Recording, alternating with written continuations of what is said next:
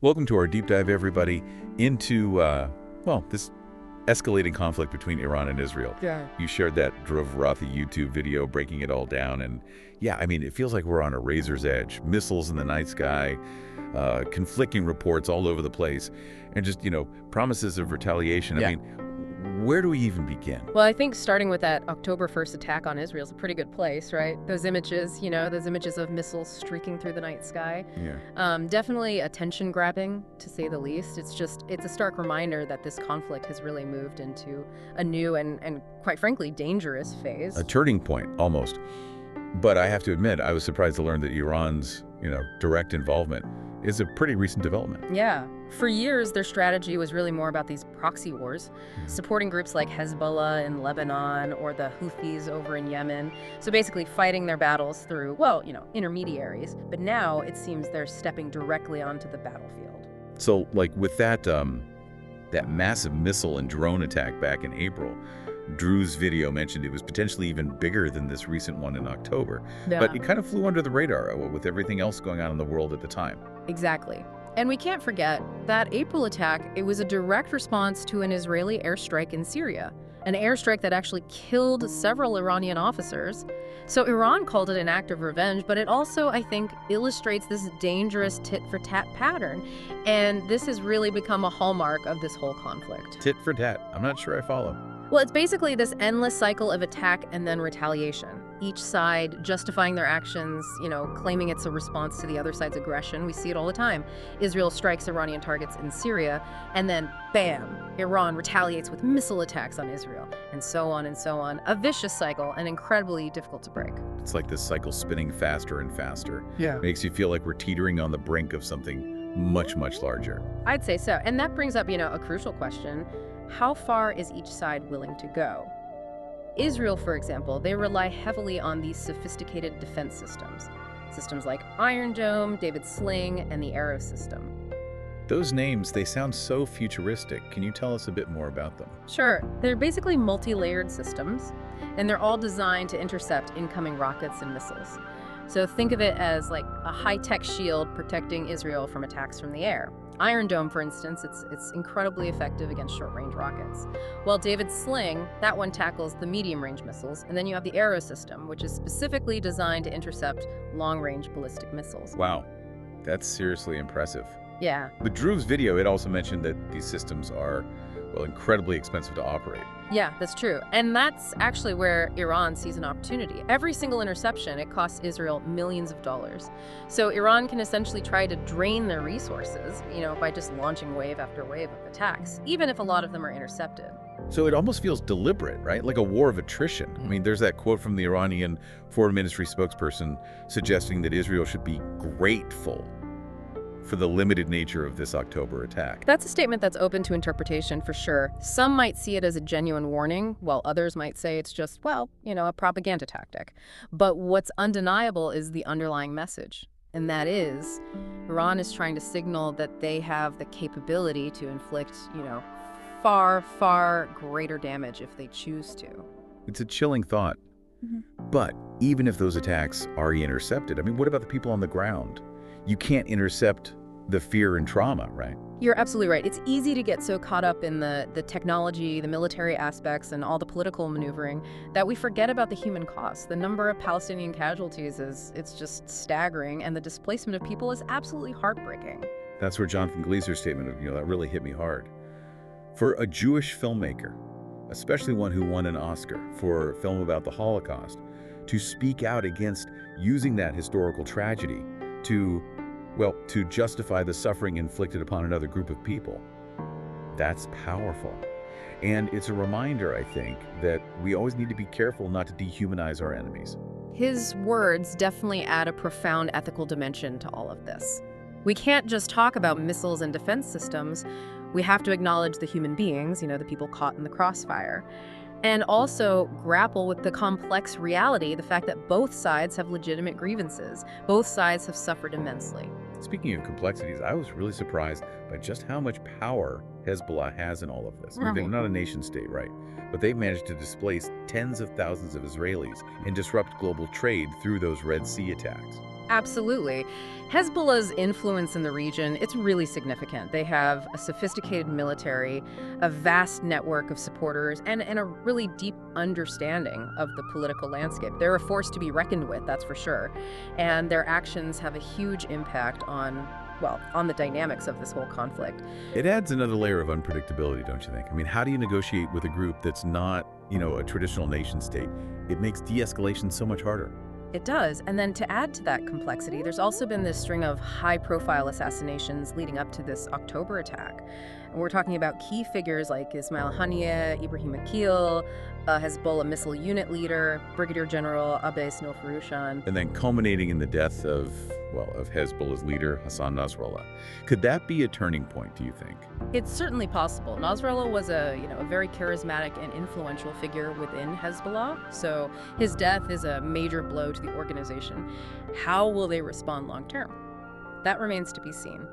Some analysts believe it could lead to a period of instability, potentially even infighting as they, try to choose a new leader and figure out their future course of action. That uncertainty, it is worrying, especially in such a volatile environment. And what about the global response? Is anyone trying to, calm things down? Well, the international community has definitely condemned the violence, but, the responses, they've been mostly cautious. The UN has called for de-escalation, and countries like India have, they've urged both sides to show restraint, to, return to dialogue. But is anyone actually listening? It's hard to say, honestly. Right now, everyone seems to be speaking the language of retaliation, which is why, that quote from Mahatma Gandhi at the end of Dhruv's video, it's so powerful. An eye for an eye ends up making the whole world blind. It's a really sobering reminder that this cycle of violence, it just leads to more suffering. Okay, so we've laid out some of the key events, the main players, the weapons, and the anxieties. But the big question is, where do we go from here? That is the million-dollar question. And to even attempt to answer it, I think we need to step back, Look at the bigger picture. What are the historical forces that are driving this conflict? What are the geopolitical interests at play? And most importantly, is there any path at all towards a peaceful resolution? What's really concerning, I think, is that this conflict, it's not just about Iran and Israel. Yeah, you're right. It's more like this, this giant chessboard, right? Yeah. And every single move just has these ripple effects across the entire Middle East. Exactly. And one of the most significant pieces on that board, well, that's the United States. They've been a staunch ally of Israel, for decades now, providing military aid, diplomatic support, the whole 9 yards. But hasn't that relationship been kind of, rocky lately? I mean, with that whole Iran nuclear deal thing. There have definitely been tensions. The 2015 Iran nuclear deal, well, it was supposed to limit Iran's nuclear program in exchange for sanctions relief, right? But it became this major point of contention. And then the Trump administration, they withdrew the U.S. from the agreement back in 2018, much to the dismay, of course, of European allies and, Iran. And that seems like it just, added fuel to the fire, didn't it? Yeah. Iran basically ramped up their nuclear program, tensions went through the roof, and, here we are. Yeah, it definitely complicated things. And then on top of that, you have Russia and China, right? They're playing their own strategic games in the region. Russia has been, strengthening its ties with Iran, while China is, they're increasingly investing in the Middle East, particularly in Iran. So everyone's picking sides and digging in. Is there even any, ANY room for diplomacy at this point? Well, that's the question, isn't it? I mean, the international community, they've called for a return to dialogue, but right now, both sides seem, pretty locked in this cycle of escalation. And don't forget about the, the shadow of nuclear weapons kind of hanging over everything. Oh, absolutely. Israel, it's widely believed they possess nuclear weapons, even though they've never officially confirmed or denied it. And Iran, they don't currently have nukes, but their nuclear program, it's been advancing. It's terrifying. It's like everyone's holding these incredibly dangerous cards, and no one wants to be the first to back down.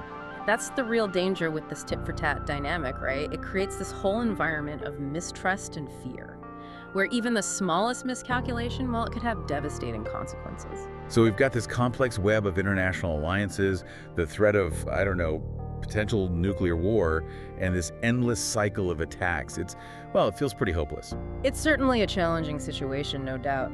But even in the midst of, all this chaos, there are people working, tirelessly to find some path to peace. Really?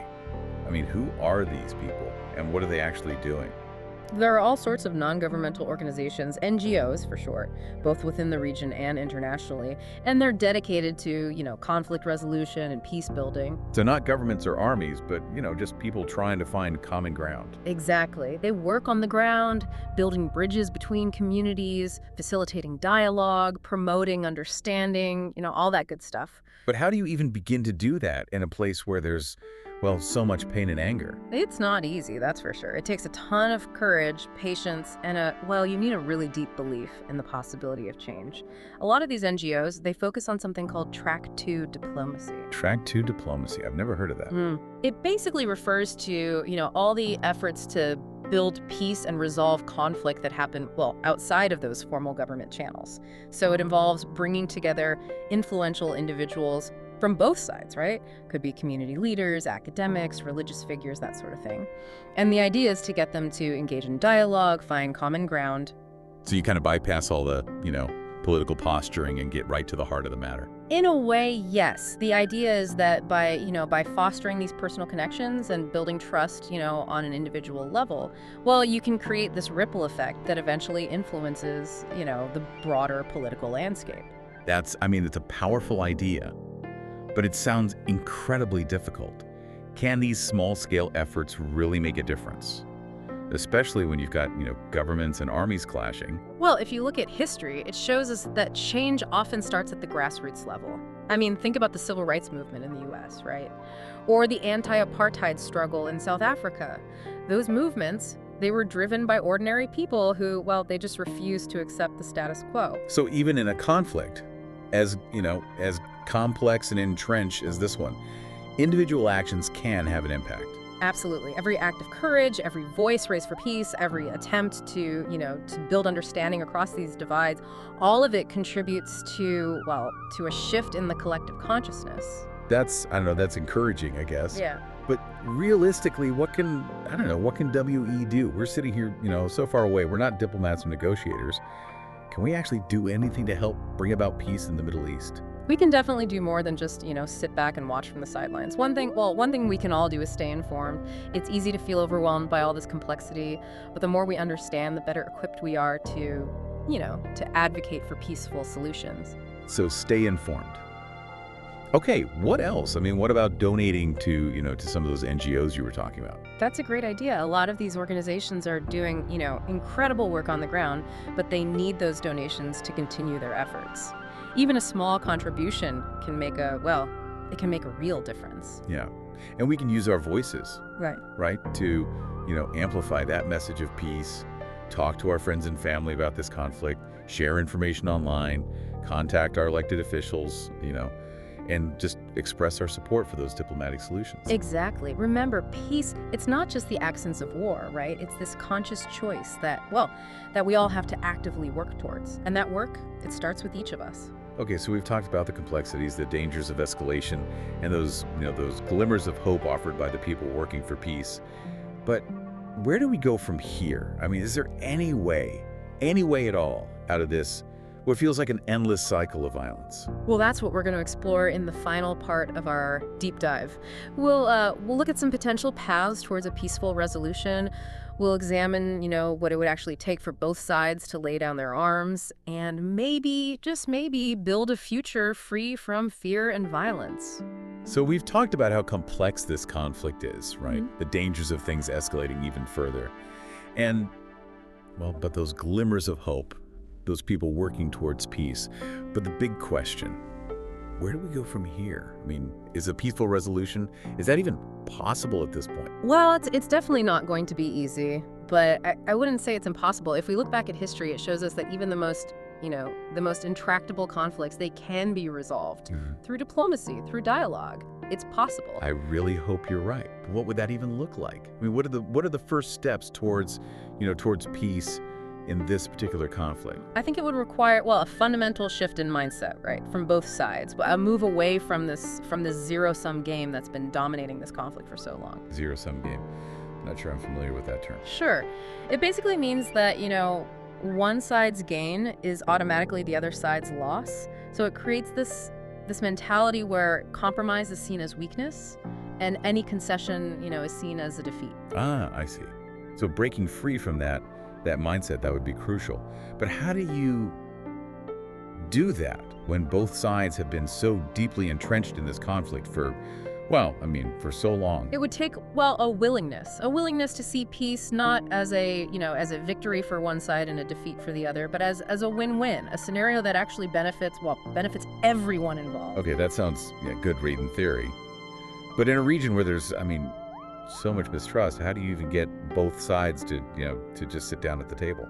I think it starts with, small steps, confidence-building measures that demonstrate, a genuine commitment to peace.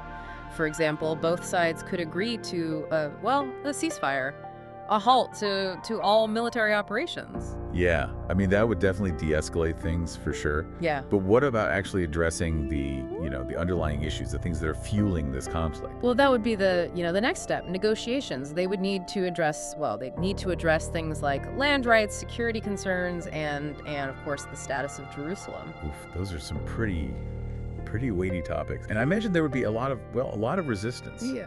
On both sides to making any concessions. For sure. These are incredibly sensitive issues. I mean, they've been at the heart of this conflict for decades. It would require both sides to be willing to compromise, right? To maybe put aside those maximalist demands and really focus on finding solutions that address the core needs of both Israelis and Palestinians. And let's be real here, right? Compromise is a tough sell. Especially when you've got those hardliners on both sides who just see any concession as a betrayal. That's true, and that's where I think the role of the international community, it becomes really crucial. The U.S., Europe, Russia, China, they all have a stake in seeing this conflict resolved. They need to exert diplomatic pressure, right, on both sides to get them to the table, to get them to negotiate in good faith. So a lot of pressure from the global community, and then, some serious compromise from the Israelis and the Palestinians. But what about the people on the ground? The people who've lost loved ones, lost their homes. How do you convince them to support peace?